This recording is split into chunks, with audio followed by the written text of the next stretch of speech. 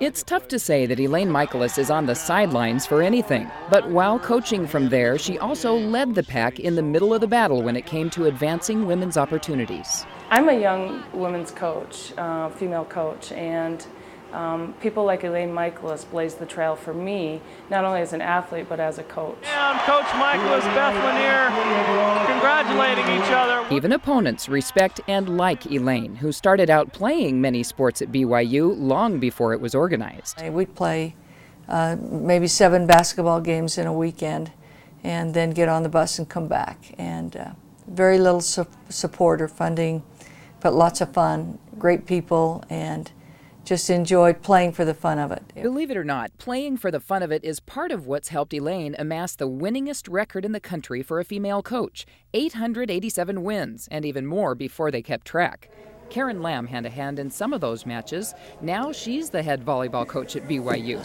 But she was an All-American player for Elaine and the first female to attend BYU on an athletic scholarship. And the thing that she did, which I really appreciate now, is that she allowed us to be responsible sort of for ourselves. Not that she didn't teach us, she did teach us, but she didn't force us or try to control us.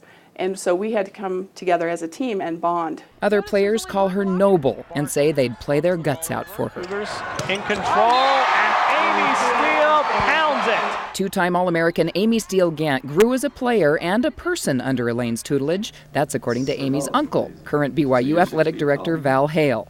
He says Elaine not only played, coached, and organized sports at BYU, she also served on boards and led the effort nationally. Elaine is very low-key. She's the Lavelle Edwards of women's sports at BYU, in every sense of the word.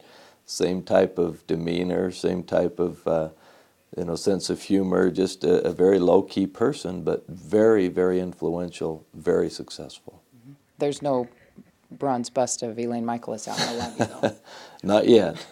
Elaine's supporters say she did even more than Lavelle. She coached 2 sports for more than 3 decades, while helping to build women's organized sports nationwide from nothing. So just to be so good for so long and so stable and affect so many young women's lives, you know, she's awesome. I do look at her as a pioneer of women's athletics, and because she cared so much and was so passionate about women's athletics 30, 40 years ago, the opportunities that we have now are attributed directly to women like her. It is a better day, it's a better time, and a better situation because of these pioneers.